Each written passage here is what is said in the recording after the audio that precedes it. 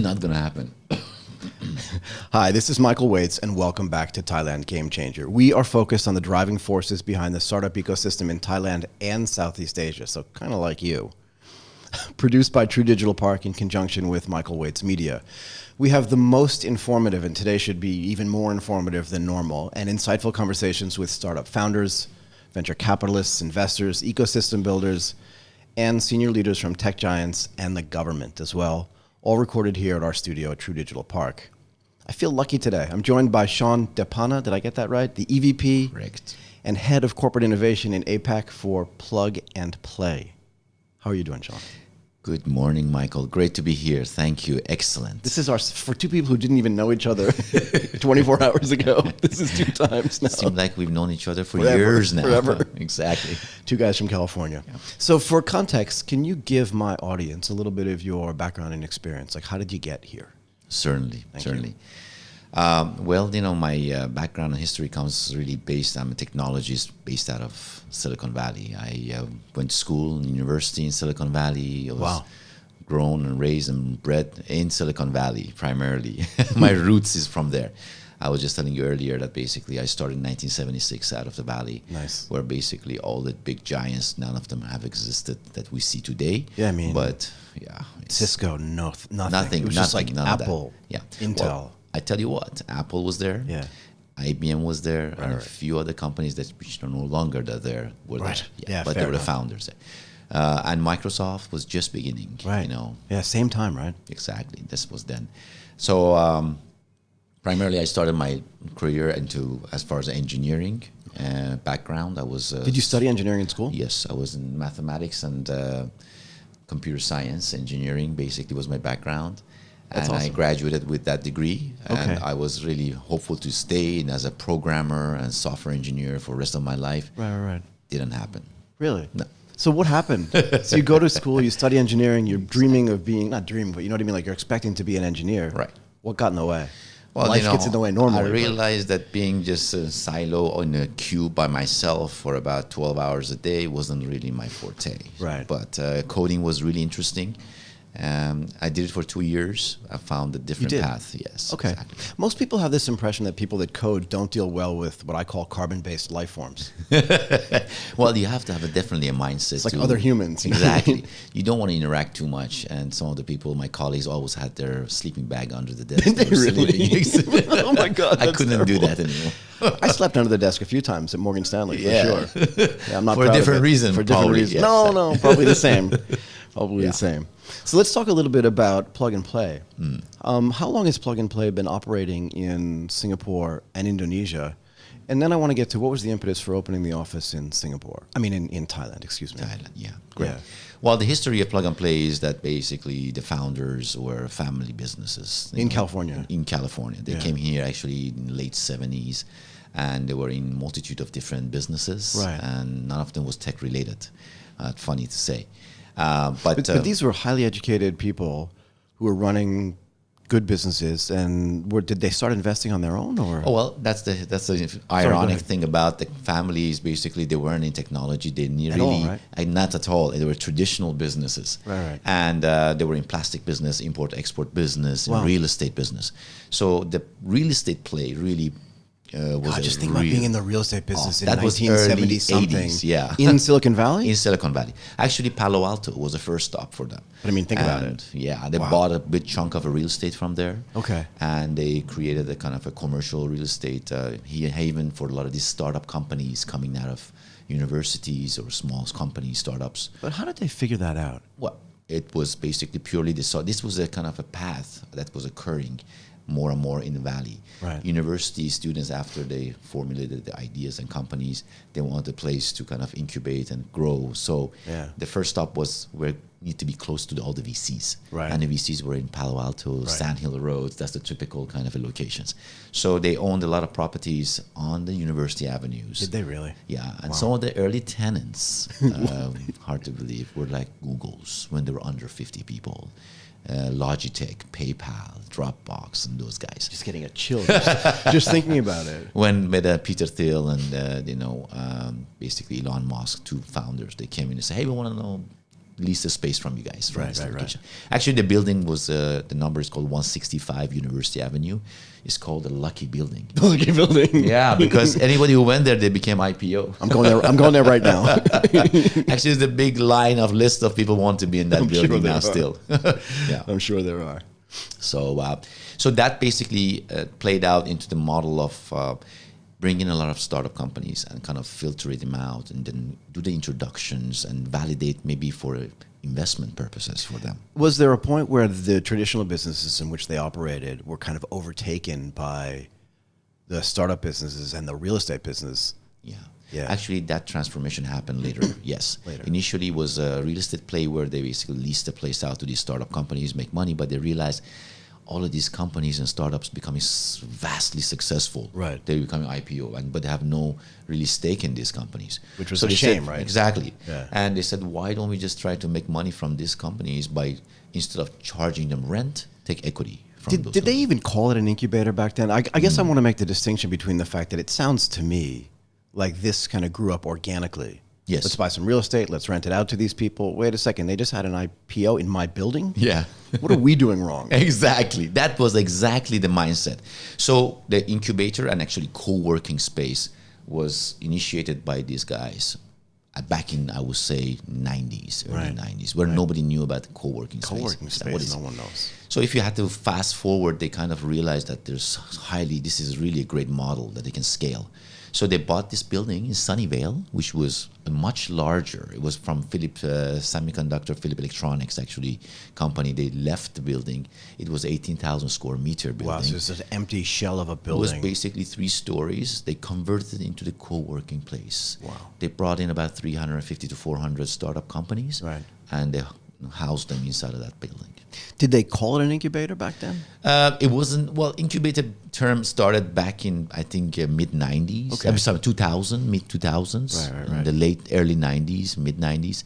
So these guys started to kind of incubator, but co-working wasn't really the word. Not really, but right? just housing the startups in there and looking at validating whether the technology was relevant for investment. So did they then start saying to themselves, wait a second, instead of charging rent, Yes. maybe lower the rent a little bit? I'm guessing, I don't know the answer to this. And then say, for the good ones, why don't we just free? Yeah, why don't we just let you be here for free and we'll exchange equity in kind for whatever it is, right? Well, you hit the nail right over the head. Yeah. Then the charging rent wasn't relevant anymore. At all, right? For them, they could see so much more value add by kind of connecting these companies to the major corporations and VCs, and in return, being able to invest in them themselves to be able to capitalize on this growth and potentially IPO exits. Right. I mean, that's got to be the biggest thing for a startup is to get their first viable customer, somebody who's actually willing to pay for it and is already interested in whatever they're trying to sell. Well, the most important, two of the most important things about the startups is how quickly can I raise money, and how really much I need to be connected to the corporations to validate my technology. Right. Well, then anybody's going to care. Exactly. Right. Because if you don't do that, you're not going to be able to scale. Number 2, then you're burning cash. So these are the 2 elements that they really need as of today still. Yeah. No, agreed. Yeah. Agreed. So let's get back to the region. Yeah. How long have you been in Singapore and Indonesia? Well, Singapore office we launched about 2015. Okay. Back in there, working with MAS actually as a first kind of the Monetary Authority of Singapore. Exactly, Monetary Authority to more or less engage with them to show the incubator of the startups, ecosystems, and innovation platform that we have created. 2015. Yep. So we were basically started with working with some of the top corporate partners and expansion of our programs into Singapore, like Daimler. They had it was a global partner with us. Right. So they had run. But they also ran an innovation lab in Singapore, if I remember correctly. Absolutely, they had that, and we were basically the engine, one of the elements of engine behind sourcing startups in Singapore and Asia. Got it. As well. Makes sense. So we've done hackathon with some of the number of the PwC, for example, as well as BNP Paribas, one of the biggest banks in Europe. So that was where we started primarily. Now, if you had to fast forward, in about a year and a half, 2 years ago, we scaled out of Singapore. Okay. We launched other programs like in fintech and insurance and mobilities as well. And we'll talk about that a little bit more later. Yeah. Exactly. Okay. Yeah. Go ahead. So that was basically the history of Singapore, where we started primarily. But prior to that, also we launched in 2017 out of Japan. Out of Japan? Yes, exactly. Well. Tokyo, for sure, yeah. Tokyo, and in Shibuya is our office, exactly. Actually, the space is... Where in Shibuya? I'm just curious. In Takanaka buildings. Exactly. You know, I lived in Tokyo for 22 years. Oh, my God. So you know everywhere. Yeah, I probably know the alley. I probably know the alley. If I get lost, I come to Call you, me. Michael. Text me. I lived 1 year there, but I was didn't even measure up on a Richter scale. Fair enough. Yeah. But we do have an office there because we have a most number of corporate partners out of Japan. Well, it's just massive. And they're never going to be able to do that themselves. I can say that. Maybe you can't, but I get it. Yeah. Yeah, there were a lot of, the enclave, the Japan ecosystem is very enclaved into their own market. They never came out of an industrial ecosystem out. So now they have to scramble to connect. Yeah, it's really interesting. If you go back to sort of the late 80s and early 90s, the Japanese got burned badly in some of their international investments. Yes. Not just on the currency fluctuations, but just on the valuations that they were paying for things. And I think they kind of, particularly as their economy continued to deteriorate, I think they said, look, let's just invest internally. Yes. Because we know this better. And the only thing, that's exactly why they didn't know what to look for. They had no idea. They had no idea. So they had to really, struggle to find out what is next in a roadmap of innovation. So they didn't have that clue because they were very industrially driven, manufacturing driven. So right. And we saw some great stuff actually coming out of Docomo, which was like the first mobile internet there. Very cool Pretty stuff. amazing. Yeah. Very cool stuff. I remember when that first started, we were like, really? Yeah. On your phone? Hardware. Camera? Yeah, exactly. But the software side was not really sophisticated and they didn't have any idea. No, they didn't know what to do. And of course, he had to use their billing system and all this kind of stuff. But yeah, it was a really interesting time. Yeah. We saw some cool innovation actually from some foreigners there, but That's trying to great. build on a software platform that was not robust enough. And the Sony was at the forefront of it all by basically collaborating with Disney and basically buying into software side of things. They were one of the most innovative companies. But the rest of the industries and companies and corporations, no. No, they got kind of left behind. That's correct. Why do you think that? They got a little bit left behind. So we actually expanded in China as well in about 3 years ago, and we really scaled fast. And as you know, the growth of China was amazing. Spectacular. Basically spectacular since back 2016 onward. And so we actually established, we have now 8 locations in China. 8 locations in China? 8 offices, Right. And 3 of them are major offices in Beijing, Shanghai, and Shenzhen. Right, so Greater Bay. Greater Bay Area, GBD, exactly. Fair enough. But our main offices are in Shanghai, and we're scaling and we're growing in that region as well. Do you collaborate ever with the SOSV guys? We collaborate mostly with the government side, but we're expanding also heavily in the corporate side too. Got it. But mainly our first footprint into China was through the engagement with the government primarily. Yeah, fair enough. And they really pushed us to be there as a main platform of innovation for China. Yeah, that's really great. Yeah. Okay. And then now, of course, we scaled back into Indonesia because of the very persistence from them. How can you not be the in growth. Indonesia? 200 and pick a number, 60, 70 million people. Officially Insane maybe growth. 250, but I think it's closer to 300,000. Yeah, that's why I said pick a number, 260, 270. You pick a exactly. number. I don't know the answer, right? Huge opportunity, Massive. massive population, and very connected digitally, and they're very entrepreneurship driven, and of course a lot of the unicorns are coming out of Indonesia. Yeah, but also some gigantic corporates that most people have not heard of. Infrastructure outside the region. wise, yes, traditional business, Yeah. biggest mining companies, biggest basically some of these traditional But even food retail, and even agri-tech retail, business companies. gigantic, right? Yeah. We actually have 7 partners actually now out of Indonesia, and one of the biggest conglomerate, Astra, is our partner out of Indonesia. Lippo, MTech, all these gigantic companies, exactly. right? Sinarma and all of those companies. Cinemas, yeah. Exactly. Yeah. So primarily Indonesia was the next scale, and then obviously for Thailand. Let's talk about Thailand. Thailand, exactly. The We're sitting in hotbed of Thailand. the future. Right. Exactly. From my past history and past life, I had had 3 of my own startup companies in the past. Did you really? Yes. In what sector? It was primarily in software sector and Okay. of course in semiconductor, the last one. Makes sense, right? I mean, you were sitting there, plus you were an engineer by training. So Exactly. It makes a So little I bit of sense. knew very well how to basically engage in this, especially from Silicon Valley investment side of things. And as far as the basis of Silicon Valley is semiconductor primarily, even today. Yeah. I mean, everything you see in terms of a growth and is out of the chipset, and how can you leverage that? So anyway, I was working for Samsung for 7 years, so I saw this opportunity. Yeah, just a small little Korean company. Yeah. Make some chips. So I kind of, saw some opportunities in a technology that was related to the wafer testing, and so I started up this company out of Asia Pacific. Cool. So it was basically, Thailand was my operations as well as in Philippines and in Singapore. Yeah. Interesting. So, I more or less saw the opportunity in Thailand in terms of the industry of the manufacturing. Can I ask you? So that's what you're thinking from the manufacturing side. Again, a lot of people don't understand there are tens of thousands of sophisticated factories in Thailand, most of them situated in the EC. Yes. Right, these are things that most people don't know. Heavily investment by most of the North American companies, and Japanese companies in Thailand, right. And this goes back as far as 25 years ago. Yeah, or more. And infrastructure of car manufacturing, the largest car manufacturing hub is basically Thailand. Well, it's the second largest manufacturer of Japanese cars outside of Japan. Absolutely. Every major Japanese manufacturer is here, and actually some of them, this, export back to Japan. They do. They do. Exactly. And to US as well. Absolutely. Yeah. So it was definitely, for me, it was a very natural transition to be here. Awesome. And for Plug and Play, I started more or less investigating and doing the feasibility study, how I can scale in the country. Because in Thailand, opposed to other kind of countries around the region, private entities are very prone to expand in innovations.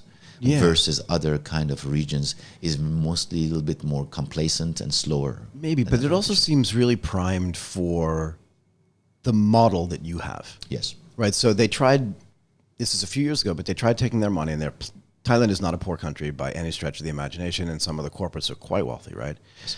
They saw the VC world expanding around them, and they thought, we can take some of our money, go to Silicon Valley, maybe invest in some companies there, but that's harder than it seems. Even if you have money, it's not a money game, it's a connectivity game. At some level, right? Yeah. They pulled back a little bit, and then there's CVCing, right? So they're doing corporate venture capital, which also is not as easy as it looks. Yes. And then they're saying, who can help us do this? Because we want to do it. Yeah, exactly. Right? Yeah. And then if you show up and say, here's what we do. Correct. Yeah. Because the key elements for the country like Thailand is to have connectivity with Silicon Valley in terms of seeing the roadmap of innovations, but also being able to find the best technology and investments and apply it back to Thailand. Sure. And so you have to have a footprint in both locations. And since Plug and Play has been around now as one of the premier companies, the biggest, largest investors, and we're basically in terms of early stage companies, and we have the largest corporate innovation platform with 300 companies as a partner with us. So they saw, wow, we can definitely collaborate and understand what is this industries related to us. Right, and it also connects them at the corporate level to other corporate partners. Best practices, exactly. This is super tricky, right?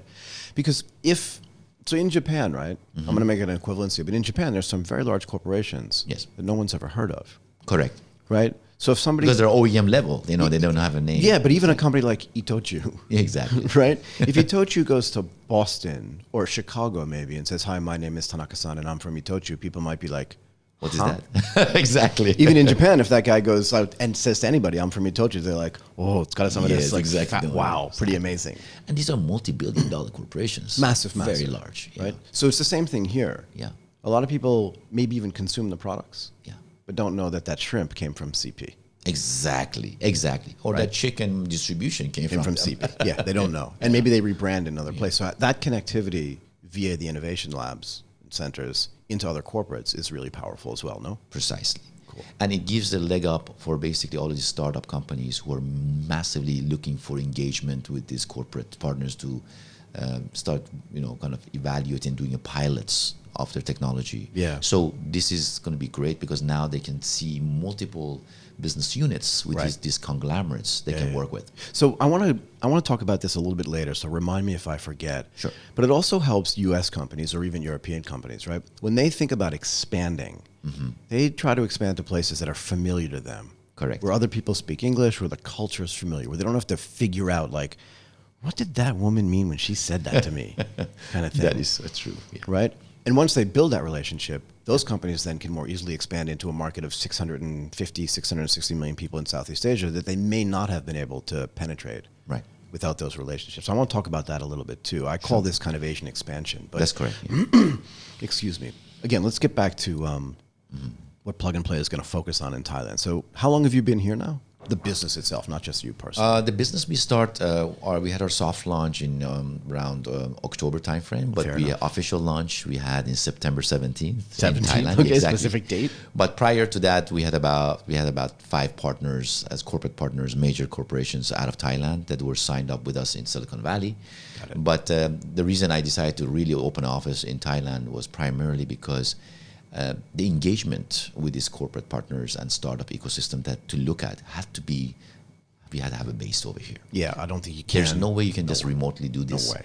And then to engagement between the corporations and the business units, and really, because this platform that we have is all about engagement. If you are not engaged, you're not going to get anything out of it. Right, so I think about this a lot, right? Even with like teleportation and digital all this kind of stuff. Yes. There's nothing like shaking somebody's hand or sitting like a meter away from them and looking them in the eye. It's different than even Skype.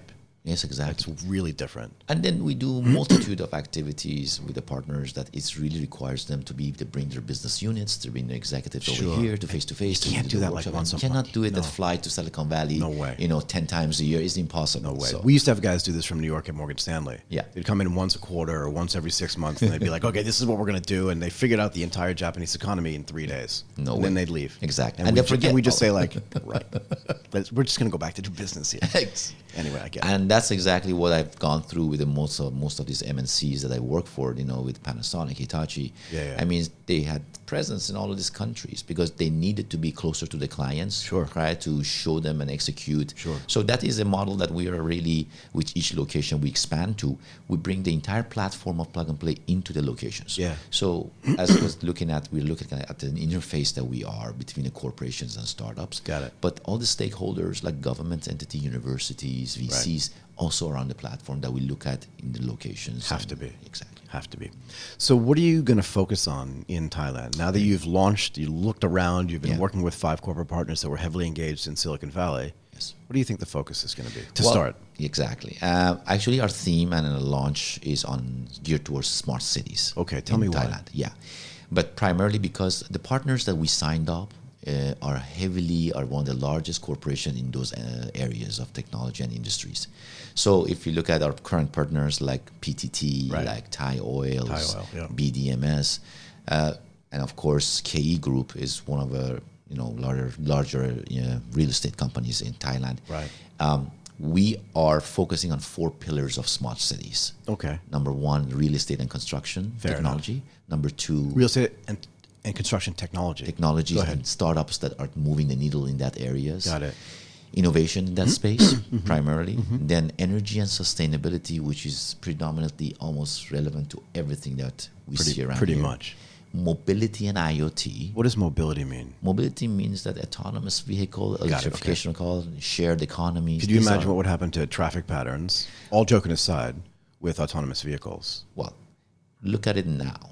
How sustainable is it now? It's not, and everyone travel knows it. I want to be the traffic There's czar. more cars on the road. I mean, it takes for you going about 3 miles about an hour and a half. Yeah, or could take more if it rains. I mean, and that's not particular to Bangkok. Yes. Right. It's what happens when a country gets really wealthy, really fast, and has more resources than it can infrastructurally handle. Correct. Right. And car manufacturers, obviously, they don't hesitate to sell more cars. No, they don't, because that's where their profit margins are for sure. Precisely. And the last but not the least is the digital connected health and digital health. And we have BDMS as a partner with 47 hospital groups under their belt. That works. Exactly. So these are the pillars of our smart cities primarily. Got it. So have you seen anything in the real estate tech sector that you like? Oh, we have about close to about 25 major corporations on our platform. But how about on the startup side? On the startup side, there are about 3 or 4 companies are on the shared space areas and the energy efficiency segment of real estate, which is really moving the needle. Okay. They haven't gotten to a point; they're still scaling, but we have done some investments in those companies already. Actually, we do over 200 investments in about 16 different industry space. We're the most active investor in Silicon Valley around the United States. I mean, if you look at the pitch book, our name is always first out there. Because what's the idea or what's the thesis behind early stage investing for you? Yeah. In the sense that, are you doing Series B and Series C investments? Sometimes, right? Yeah. I would say 80% of the time to 80% of the time is early stage pre-Series A. And why is that? Because that's where you get the most ROI and return. Okay. If I can give you example in case please. of Dropbox, we invested about $100,000 under a $10 million valuation, and when they exited, it was a cool $100 million return. Right. But you can't do that with the growth stage companies. That means you have to put a lot more money in there, and your return is maybe not as much. No, it's not. So that's why the sweet spot for us, because we are very familiar and we go through about 10 to 15,000 startups annually. We look at that many. Okay. And we filter down to about 200 investment that we do, just 220 investments annually. Globally. That we put our own money into these companies. Right. Yeah. And do you have co-investment partners as well? We do. We have we collaborate with over 200 well-known VCs. Got it. In Silicon Valley, we have Excel Ventures, we have Andreessen Horowitz. All the regular. We have all the big names. And they introduce to us early stage companies. We introduce to them growth stage companies. So it's really a big collaborative partnership. It's nice to have that funnel, right? So if an early stage company doesn't get it and goes to Andreessen Horowitz, they'll send them over to you. Exactly. Right. And we, most of our other portfolio companies, they exit anywhere, because it's stage agnostic, go anywhere from 50 million to about $500 million. They exit and get bought out by Google Venture, by Apple Venture, all of those companies who are coming and looking at our portfolio companies. Let's back up again a little bit and talk about what you think now that you've been here for a while, but also been working with these Thai corporates for longer than that. Yes. What's your view on the current state of the Thai startup ecosystem? It's the enthusiasm is there. There's a lot of synergies going into Thailand in terms of the startup ecosystem, but the maturity of these startups is still not there because they have never been exposed to international markets. Their ideas are great, and it really sometimes resonates with a lot of new industries around here. Right. But they need a vehicle to get outside of Thailand. and that's the problem that we're going to face in a lot of these emerging countries. Right.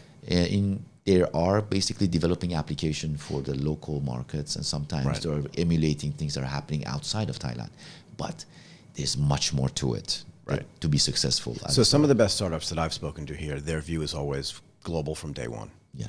Right. They don't want, and it's not because they have anything against Thailand or it's too small. It's not like that. It's just like if you don't have a global ambition, you're not going to build a big enough or even a fun enough business to run, right? And how are you going to scale? Yeah, you're not. If the VC community doesn't give you valuation that you're worth, maybe think is worth it, and basically you're not seeing the competitive landscape of maybe there are other startups outside of this realm that can do the same thing as you do, but much more effective. So you can basically have to do the comparative analysis for yourself. Absolutely. Yeah, you have to have visibility outside of that. So as we get sort of towards the end of this conversation, what do you think needs to change in Thailand to like really be the most effective thing to change the game here?